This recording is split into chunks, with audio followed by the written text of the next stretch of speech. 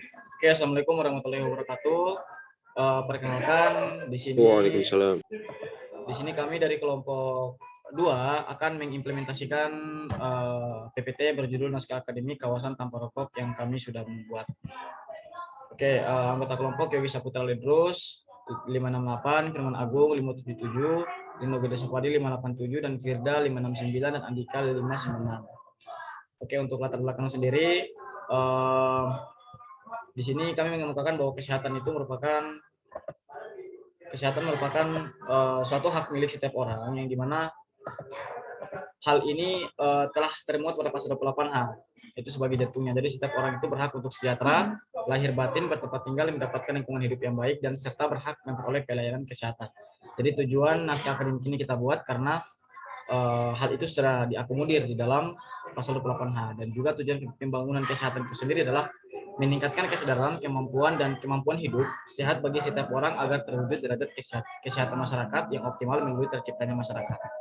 Oke, jadi identifikasi masalah di sini ada 4, teman-teman, yang dimana akan uraikan. Yang pertama adalah bagaimana kebijakan atau instrumen yang dilakukan oleh pemerintah Kabupaten Surabaya untuk melakukan tugas dan tanggung jawab dalam menyeimbangkan hak masyarakat untuk mendapatkan lingkungan yang baik dan sehat dengan hak seseorang untuk merokok. Nah, kemudian yang kedua adalah apakah peraturan daerah terkait penetapan kawasan perokok atau disebut dengan KTR dapat meningkatkan kualitas kesehatan individu dan lingkungan yang bersih dan sehat di Kota Surabaya. Kemudian yang ketiga adalah apa yang menjadi pertimbangan atau landasan filosofis, sosiologis, yuridis pembentukan rancangan peraturan daerah Surabaya tentang kawasan terbatas rokok. Oke, yang keempat itu sasarannya. Oke, tujuan kegiatan penyusunan naskah akademik ini yang pertama itu untuk memberikan gambaran dan sosialisasi secara terbuka kepada masyarakat, khususnya di Kota Surabaya. Jadi mendapatkan perlindungan dari bahaya asap rokok.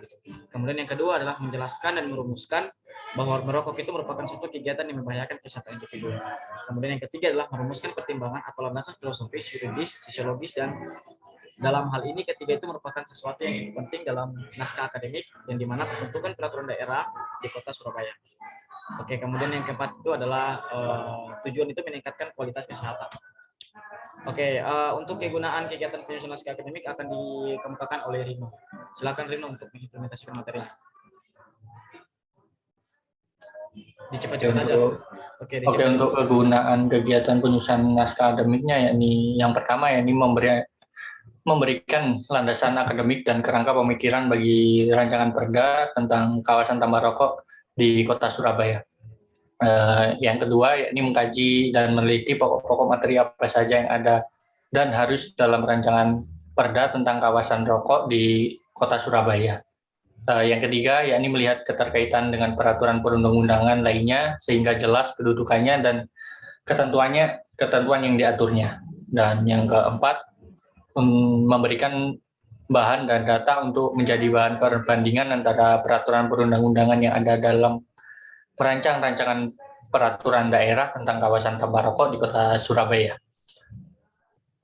Selanjutnya yakni metode atau yang kami gunakan dalam pembuatan naskah akademik ini yakni adalah penelitian hukum secara yuridis normatif, yakni adalah pendekatan yang dilakukan berdasarkan bahan hukum utama dengan cara menelaah teori-teori, konsep-konsep, asas-asas hukum, serta peraturan perundang-undangan yang berhubungan dengan penelitian ini. Pendekatan ini dikenal pula dengan pendekatan kepustakaan, yakni dengan mempelajari buku-buku, peraturan, perundang-undangan, dan dokumen lainnya yang berhubungan dengan penelitian ini. Ya, mungkin dicepatin aja poin-poin pentingnya aja gitu. Oke. Yakni selanjutnya tentang kajian teoritis dan praktik empiris. Jadi apa sih itu rokok?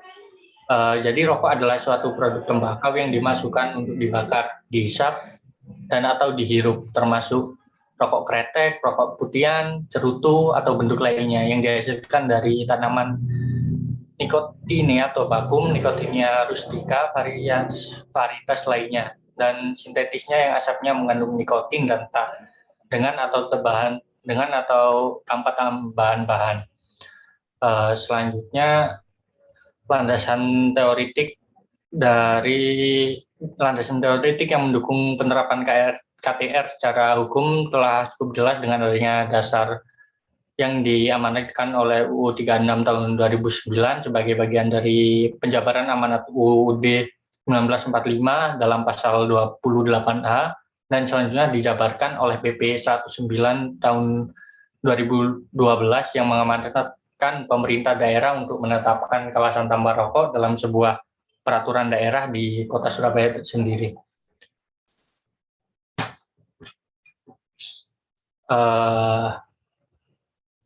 Ini dibaca untuk aja, poin-poinnya aja, jangan baca semua, soalnya waktunya cuma 15 menit. Selanjutnya yakni dampak secara ekonomi. Selain dampak kesehatan juga terdapat dampak ekonomi. Contohnya seperti di Amerika, rokok, kerugian ekonomi akibat rokok di Amerika mencapai lebih dari 420 miliar dolar Amerika, sedangkan kerugian ekonomi tidak langsung diperkirakan mencapai lebih dari 1 triliun dolar Amerika.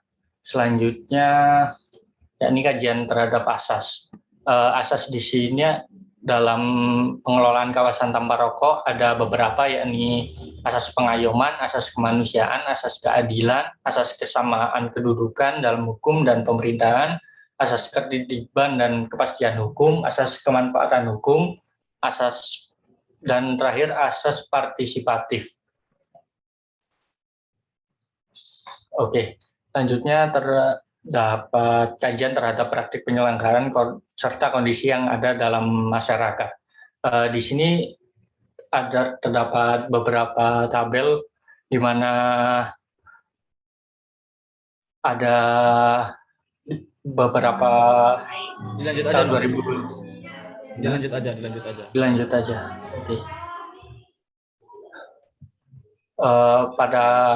Berada pada usia 10 sampai 24 tahun dan pendidikan SMA ke bawah dengan persentase pendidikan perokok yang terbanyak adalah tidak sekolah dan tidak tamat SD, yaitu sebanyak 47%. Dan berdasarkan data Global Youth Tobacco Survey tahun 2021 dilakukan di Indonesia, dalam umur 13 sampai 15 tahun terdapat 30,9% perokok yang ada di Indonesia itu sendiri.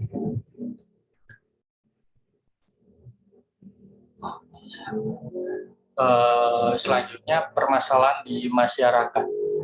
Asap rokok sangat berdampak buruk kepada masyarakat.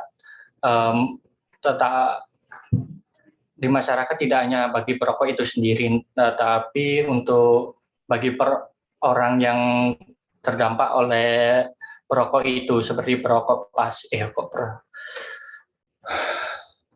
orang yang di sekitar perokok atau perokok pasif. Selain itu, asap rokok akan tertinggal pada pakaian yang maupun benda sebagai residu yang terhisap oleh orang sekitar yang merokok oleh orang sekitar, namun tidak hanya bertemu dengan perokok, tapi dirinya sendiri tidak merokok. Hal itu disebut sebagai third smoke atau perokok pasif. Selanjutnya yakni praktik penyelenggaraan dalam Undang-Undang 1945 menjamin hak setiap orang untuk mendapatkan lingkungan hidup yang baik dan sehat, serta dalam UU 36 tahun 2009 pasal 115 yang mewajibkan pemerintah daerah untuk menetapkan 7 kawasan sebagai kawasan tanpa rokok di masing-masing wilayahnya. Adapun ketujuh kawasan yang dimaksud ialah yang pertama fasilitas pelayanan kesehatan, yang kedua tempat belajar mengajar, yang ketiga tempat anak bermain, keempat tempat ibadah, kelima angkutan umum, dan keenam tempat kerja, dan ketujuh tempat-tempat yang ditetapkan oleh daerah. Ada beberapa contoh upaya yang sudah dilakukan sebagai KTR. Contohnya seperti di Dinas Pendidikan, Dinas Perhubungan. Yang kajian terhadap implikasi penerapan dengan sistem baru dan manfaat kerugian di kehidupan masyarakat. KTR bukan merupakan suatu kondisi yang benar-benar baru bagi berbagai pemegang kepentingan di Kota Surabaya.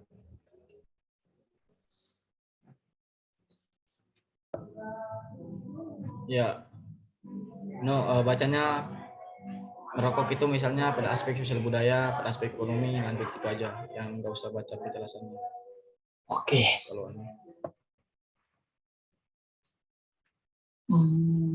Oke, pada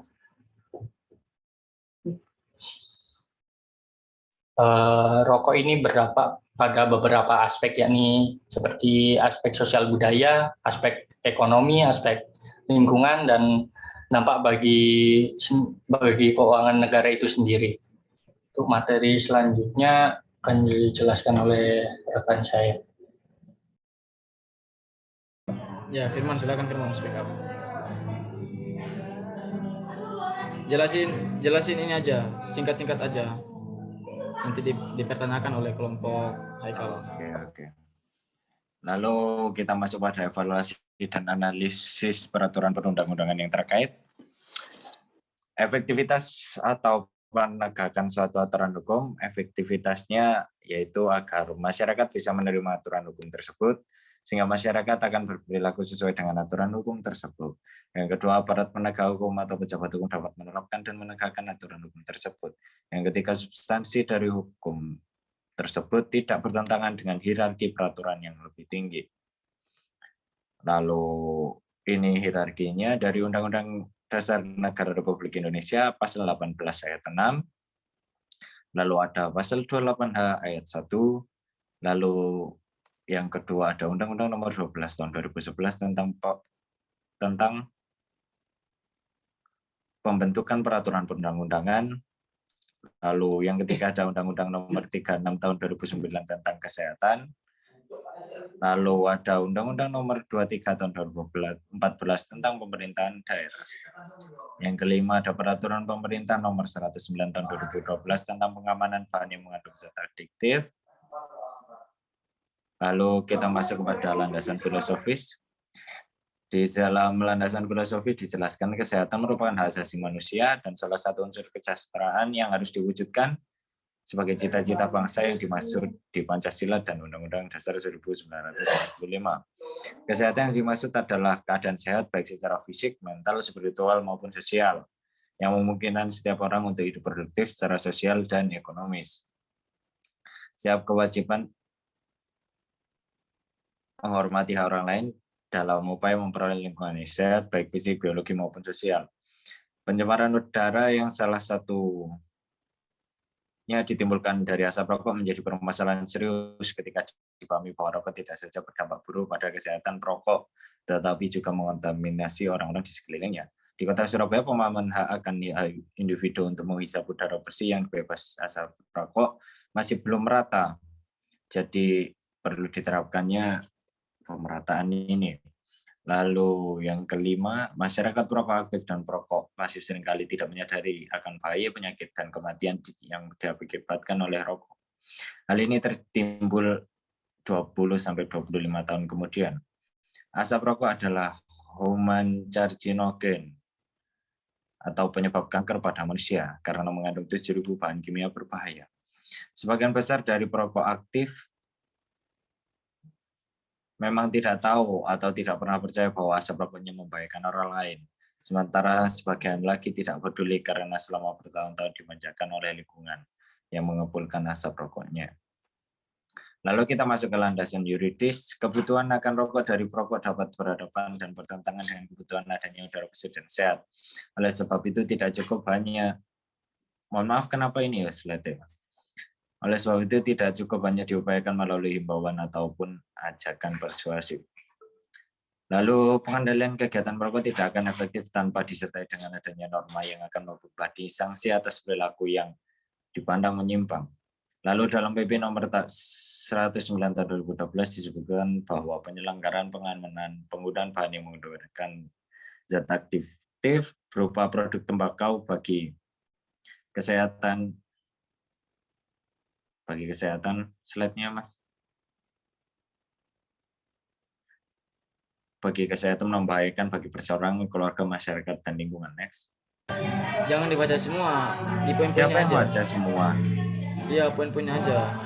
Waktu Nah, kamu slide kamu ganti gitu loh. Jangkauan dan arah pengaturan naskah akademik yang disusun ini diharapkan dapat melahirkan suatu konsep rancangan peraturan daerah yang menjangkau seluruh lapisan baik pengambil kebijakan maupun masyarakat yang berada di kota Surabaya. Lalu dalam pasal 115 Undang-Undang Nomor 36 Tahun 2009, pemerintah daerah wajib menetapkan kawasan tanpa rokok di wilayahnya yang memberikan kewajiban kepada daerah untuk menciptakan peraturan daerah. Yang dalam raperda ini diciptakannya KTR pada wilayah yang tercakup dalam kota Surabaya. Peraturan pemerintah ini menegaskan kembali bahwa pemerintah daerah diberikan kewajiban untuk menetapkan suatu peraturan daerah mengenai kawasan tanpa rokok. Next.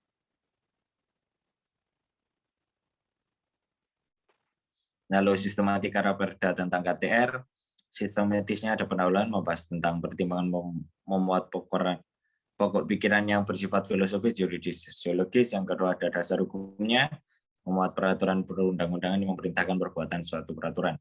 Yang kedua ada batang tubuh.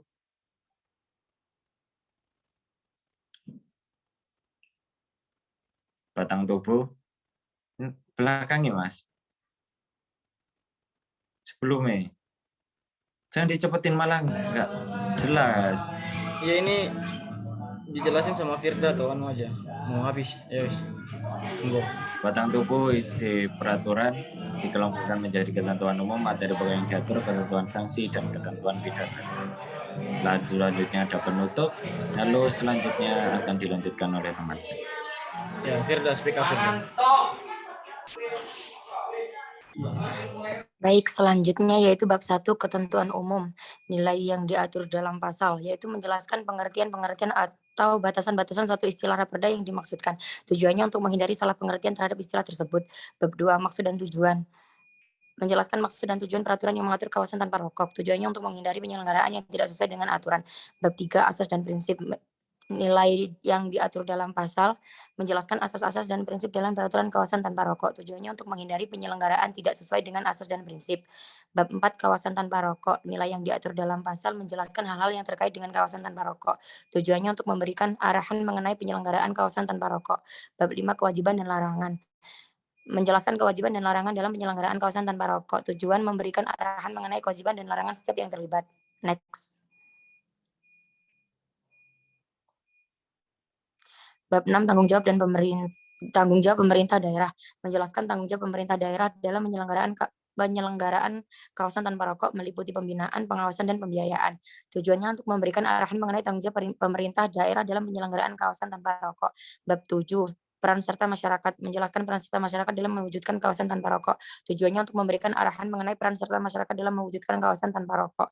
Bab 8 sanksi administrasi bagi penyelenggaraan administrasi yang diatur dalam peraturan mulai dari yang ringan sampai yang berat. Tujuannya untuk memberikan kejelasan tentang yang benar dan yang melanggar serta memberikan kejelasan sanksi jelas bagi mereka yang melanggar. Next. Bab 8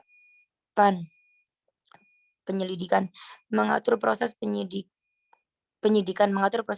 dan wewenang penyidik, memberikan arahan untuk proses penyidik. Bab 9 ketentuan pidana, ketentuan yang memuat penyesuaian pengaturan tindak hukum atau hubungan hukum yang sudah ada berdasarkan peraturan perundang-undangan yang lama terhadap peraturan perundang-undangan yang baru. Tujuannya untuk menghindari terjadinya kekosongan hukum, menjamin kepastian hukum, memberikan perlindungan hukum bagi pihak yang terkena dampak perubahan ketentuan peraturan perundang-undangan, serta mengatur hal-hal bersifat transisional atau sementara. Bab 9, bab 10 penutup. Ya, ini dijelaskan sama Andika. Selanjutnya akan dijelaskan oleh Andika AF. Ketentuan umum merupakan suatu ketentuan yang berisi batasan pengertian atau definisi, singkatan atau akronim yang digunakan dalam peraturan daerah, hal-hal yang bersifat umum yang berlaku bagi pasal-pasal berikutnya antara lain ketentuan yang mencerminkan asas, maksud, dan tujuan. Materi peraturan daerah itu materi yang akan diatur dalam rencana peraturan daerah yang ini meliputi penyelenggaraan kawasan tanpa rokok, kewajiban dan larangan tanggung jawab pemerintah daerah dan meliputi pembinaan, pengawasan, pembiayaan, peran, serta masyarakat penyidikan. Terus ketentuan saksi. Ketentuan saksi dalam rancangan peraturan daerah ini merupakan bentuk-bentuk saksi administratif, penaparan saksi administratif, kelembagaan yang mengawal dan menerapkan saksi administratif, tata cara dan mekanisme penetapan saksi administratif secara rinci dalam delegasi dalam peraturan bupati, saksi pidana bila diperlukan. Terus kesimpulannya itu dari segi kesehatan, tujuan pembentukan delegasi dari UU terkait. Terus sarannya itu peraturan daerah adalah instrumen dan saran agar pembangunan untuk kesejahteraan masyarakat Jawa Timur dapat diwujudkan dengan nyata, namun demikian efektivitas perda sangat digantungkan pada implementasi kebijakan dan penegakan aturan komitmen dan konsisten seluruh stakeholder agar efektivitasnya dapat dicapai sesuai harapan. Terus penegakan aturan butuhan keberanian dan ketegasan dan dari aparat, namun demikian mengingat zat adiktif sangat mengaruhi perilaku manusia, maka kesabaran dan ketentuan sangat dibutuhkan dalam penyadaran, pendidikan, serta pencarian jalan keluar bagi permasalahan tersebut di atas. Selain itu juga dibutuhkan keberanian serta kerjasama masyarakat untuk menyelesaikan permasalahan adiksi tanpa menimbulkan konflik yang tidak diperlu. Terus implikasi daripada pembutuhan perubahan dalam sistem kesehatan, sistem administrasi dan sistem sosial, dukungan sumber daya dari pemerintah dan masyarakat sangat dibutuhkan dalam penyuksesan implementasi kebijakan tersebut yang bersifat multisektor. Next. Di sini daftar pustakanya itu dari Peraturan Perundang-undangan UUD RI 1945, Undang-Undang Nomor 12 Tahun 2011, Undang-Undang nanti mereka baca aja, udah jelas kok daftar pustakanya. Oh ya, oke. Oke, mungkin ada pertanyaan dari kelompok Haikal, silakan untuk bertanya atau menanggapi dari PPT yang kita buat naskah akademik kawasan Tapolokok di Kota Surabaya. Silakan. Ya, saya Baik, terima kasih Mas Yogi. bertanya. Saya ya dulu, Bapak dulu aja nggak apa-apa. Ya, bertanya di bagian mana? Bertanya Mas Yogi. Ya. Baik, terima kasih. Sebelumnya saya mau mengucapkan cukup baik penjelasan yang dipaparkan oleh kelompok yang disampaikan oleh Mas Yogi. Tetapi saya berasumsi kelompok panjenengan ini berdiri di pihak yang anti perokok, Mas Yogi.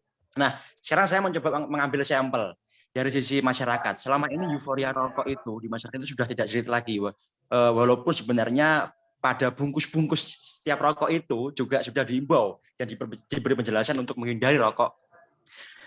Namun, bukankah naskah akademik ini seharusnya bertugas memberikan kajian yang mendalam dan komprehensif secara ilmiah? Perlu kita cermati, apakah penyusunan naskah akademik ini sudah memeriksa dasar penggunaan asumsi, teori, dan dalil dalam masyarakat?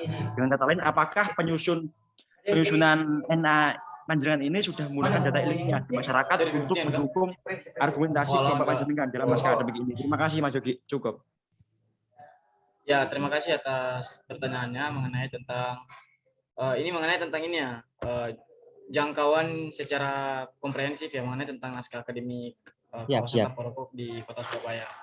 Ya, pertanyaan cukup bagus. Jadi telah diimplementasikan juga sama teman saya tadi bahwa peraturan daerah yang telah dibuat artinya berbicara mengenai tentang kawasan Tapolokok ini itu tidak ada undang-undang yang bertentangan. Jadi undang-undang ini tuh di Kota Surabaya itu artinya tidak ada tumpang tindih regulasi yang ada. Nah, jadi landasan filosofis dan landasan sosiologis yang telah kita implementasikan tadi, yang pertama, kita mengasumsikan bahwa kesehatan ini telah diakomodir juga di dalam konstitusi. Nah, berbicara konstitusi, konstitusi ini kan sebagai gubernur tertinggi negara, artinya dasar negara lah. Nah, bagi saya, apa yang saya kemukakan dengan teman-teman saya sudah mencakup asas-asas yang telah kami implementasikan. Nah, seperti asas penggayoman, asas kemanusiaan, asas keadilan, kesamaan kehidupan dalam hukum dan pemerintahan, ketertiban dan kepastian hukum, kemanfaatan umum, dan partisipatif. Oke, kenapa peraturan daerah ini cukup penting, teman-teman? Oke, yang pertama, kita cukup menyayangkan bahwa implikasi terhadap sebuah rokok terhadap lingkungan itu dia bertentangan dengan manusia itu sendiri. Kenapa kami mengemukakan asas pengelolaan kawasan tanpa rokok ini? Karena asas kemanusiaan itu sangat bertentangan apa yang terjadi di tatanan lingkungan, teman-teman. Nah, kemudian dia mencakup juga yang namanya kemanfaatan umum. Nah, tadi akomodir juga, kenapa kemanfaatan umum? Karena di landasan filosofis itu sendiri telah mengkaji bahwa kesehatan yang dimaksud adalah keadaan sehat, baik secara fisik, mental, maupun sosial yang memungkinkan. Nah, itu landasan filosofinya. Nah, dari peraturan daerah ini, poin pentingnya adalah di landasan sosiologisnya. Nah, di kawasan tanpa rokok ini, misalnya anak kecil ya. Nah, anak kecil ini berada di sebuah kawasan tersebut. Artinya jika kalau orang ada yang merokok, nah itu terjalin dapat dihukum. Tapi hukum di sini tuh bersifat sanksi administrasi karena masih anak kecil gitu. Anak kecil yang bersama dengan orang tersebut yang merokok. Itu di landasan sosiologis. Nah, di landasan sosiologis tersebut, teman-teman, bahwa kebutuhan akan rokok dari perokok itu dapat berhadapan dengan bertentangan dengan kebutuhan adanya udara bersih dan sehat. Nah, dengan kita melihat juga di landasan sosiologis di Kota Surabaya yang dimana cukup padat dan berasap, teman-teman ya. Nah, artinya kita mengemukakan undang-undang tersebut dengan mengeluarkan PP nomor 109 tahun 2012. Gitu Mas, itu jawaban dari saya yang saya melihat sudah cukup komprehensif, yang dimana peraturan daerah ini di Kota Surabaya mengemukakan kawasan tanpa rokok itu harus dikemukakan. Mungkin ada teman-teman lain dari kelompok saya yang ingin berpendapat, saya persilakan. Mungkin Firman. Lanjut ke pertanyaan kedua Mas Yogi, karena sudah cukup. Tanya feedback dari Mas Zulfa dulu, terus langsung lanjut Mas Eka. Pertanyaannya, jawabannya sudah cukup mewakili. Terima kasih Mas Yogi. Oke, terima kasih. Ya, saya persilakan kepada pertanyaan kedua Mas Haikal supaya teman-teman saya. Baik. Untuk saya simpel saja pertanyaannya. Kan di situ tadi sudah dijelaskan dari peraturan apa saja dampak negatif dari rokok. Nah, dari berbagai bentuk yang telah dijelaskan kelompok 2 tadi, saya ingin bertanya tentang realitanya agar terjadi atau terrealisasikan dengan maksimal. Kan nyatanya itu di kehidupan masyarakat itu masih banyak kan yang merokok. Contoh simpel, ada peraturan dilarang merokok tapi di tempat itu tapi masih melanggar. Nah, gimana cara memaksimalkan atau memberi kesadaran kepada masyarakat agar kesadaran sesimpel itu mereka peka gitu loh. Contohnya di kalangan teman-teman kalian kan pasti ada yang merokok kan. Gimana tanggapan kalian untuk bisa membuat mereka itu berpikir atas tadi itu akibat fisik atau akibat buruk dari rokok terhadap fisik pribadi perokok untuk lingkungan, sanksinya gimana caranya itu agar terlaksana dengan maksimal. Itu saja sih. Ya, terima kasih.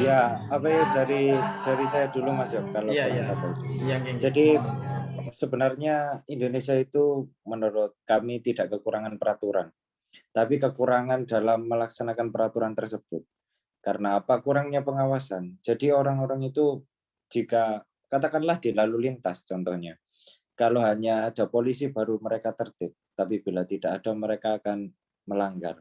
Nah, ini perlu penegasan dan sanksi itu sebenarnya sudah membuat efek jera. Tetapi kalau hanya tertulis dan tidak dilaksanakan secara nyata, maka ya tetap saja seperti itu. Terima kasih. Bila ada tambahan dari kelompok kami. Ya, mungkin ada teman-teman yang lain, Andika Aib, mungkin Firda atau Rino tambahin untuk jawab jawaban. Di mana pertanyaan telah dilontarkan oleh Mas Haikal mengenai tentang secara teoritis ya dan secara praktik. Banyak orang yang merokok pun dan takutnya sih peraturan daerah atau naskah akademik yang telah kita buat ini tidak terrealisasikan. Kira-kira begitu ya Mas Haikal. Ya, begitu Mas. Ya, bagaimana tanggapan teman-teman? Apa cukup? Nanti Kaib cukup? Terus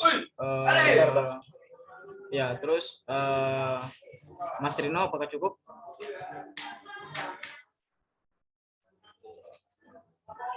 Mas Rino. Ya, sudah cukup. Ya, Mbak Firda apakah cukup? Cukup. Ya, oke. Saya tambahkan sedikit ya mengenai tentang pertanyaannya Mas Haikal.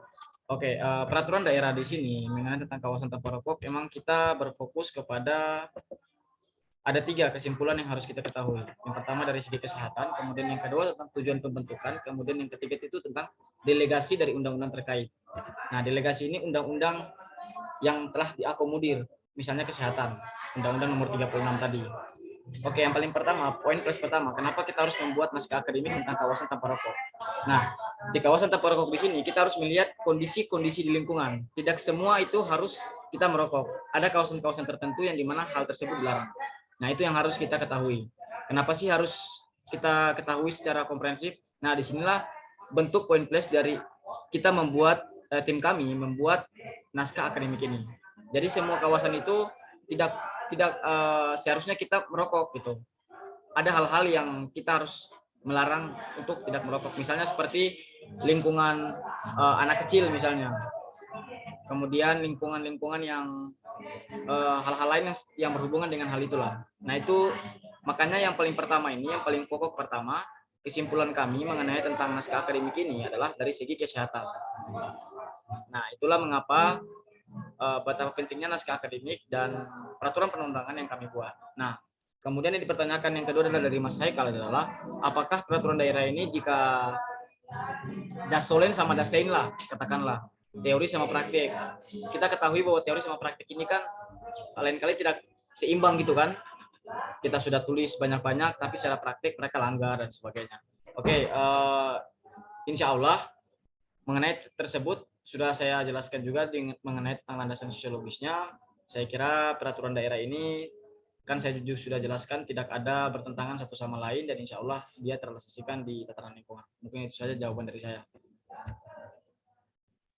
Saya ingin menambahkan jawaban dari Mas Haikal. Ya, monggo. Tadi kan bagaimana caranya kayak menghindari